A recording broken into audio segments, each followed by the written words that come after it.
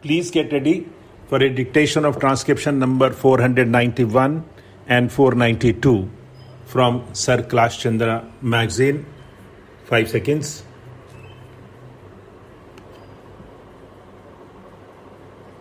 Start. Sir, I know for some time past how this government is functioning. Take, for instance, the Commerce and Industry Ministry. Since the last 1 decade, this ministry has faced many changes. It has been changed, reorganized many times, sometimes inflated and sometimes deflated to suit the particular individuals who occupy the place of power.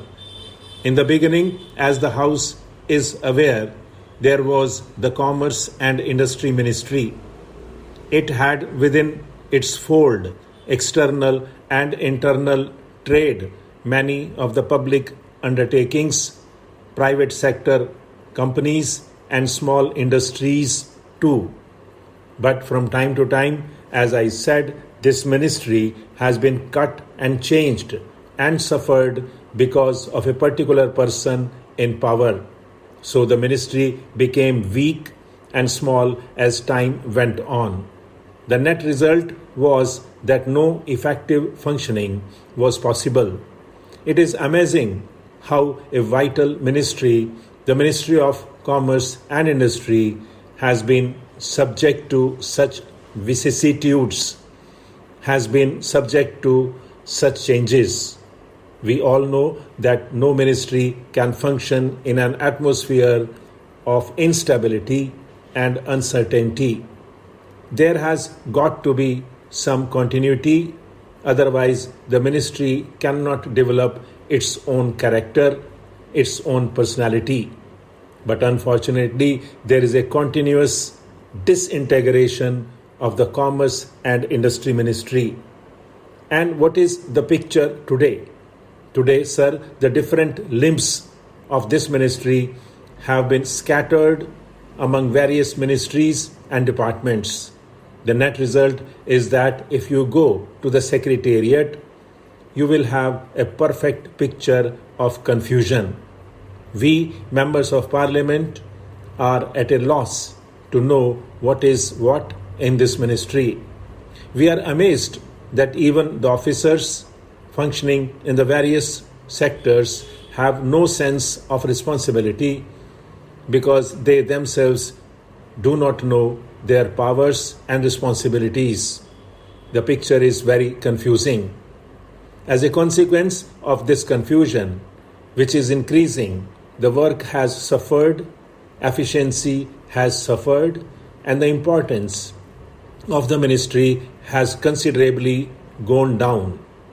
It has lost character and personality. We talk of industrialization of the country, we talk of rapid economic development. Unless the ministry is clear-headed or properly organized, it would be difficult to bring about rapid economic transformation or quick economic development. So my first remark is that the Ministry of Commerce and Industry has to be properly reorganized so that there can be effective functioning. There may be far better coordination and there may be fruitful work. Take, for instance, the huge number of complaints about licensing. We do not know what is the policy of the licensing. In certain sectors, there has been over-licensing. In certain others, there is not much of licensing. Also, we see that the licenses which have been granted have not been properly utilized, partly because the government has not been able to remove some of the official bottlenecks. Take the instance of collaboration agreements. In the matter of collaboration, we find considerable delay and lack of quick decision. As a result, the licenses issued by the department have not been utilized. Again, take the import and export wing of the department, and there you see the same slackness, the same indecision, and the same indefiniteness about anything. Therefore, for the ministry to function effectively, it is necessary that the ministry should have a stable future and should have adequate powers and responsibilities. No modern country in the world can cut or slash portfolios or ministries without rational basis, but unfortunately, here and particularly in this ministry, slashing or cutting has been going on without heed being paid to the needs of development and to the needs of efficiency. I am afraid if this process were to continue, it would be difficult to create the climate and confidence which are so necessary for running industries in this country. My friend was speaking about state trading.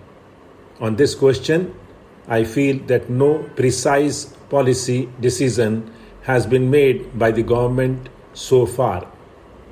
I say this because any policy decision should be preceded by a lot of thinking, and it has to be done preferably at the budget time or before that.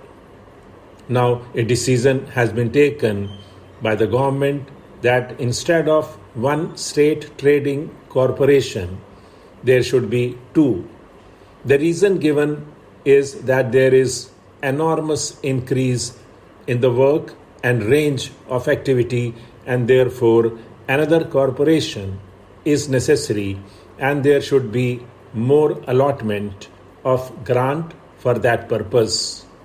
I should like to know what are the important sectors of trade which will come under state trading in the future, and if there had been planning or a policy, certainly there should be perspective for the next 10 or 15 years as to how state trading will develop. But by looking at the history of state trading, I feel that no attempt has been made to systematize the work, and no planning is there, and the country does not know what would be the extent of state trading and what would be the schedule of commodities which the state trading is now going to take up. Sir, I should like to deal with some of the recommendations of the committee, particularly their observations in regard to closer coordination between the central government and the state governments. The question of making health a central subject was discussed in the country's Constituent Assembly, and the members did not accept the suggestion made at that time that health should be made a central subject. It is primarily a state subject, but it is also in the concurrent list. But sir, we feel that this was reflected this morning in the answers of the Minister of Health to a short notice question on cholera in Orissa, that there is not sufficient coordination between the central government and the state governments. Cholera has broken out in Orissa. The Orissa government has not asked for the help of the central government, and the central government on its own initiative has not offered any help to the Orissa government. That was brought out in the answers which she gave this morning. Stop.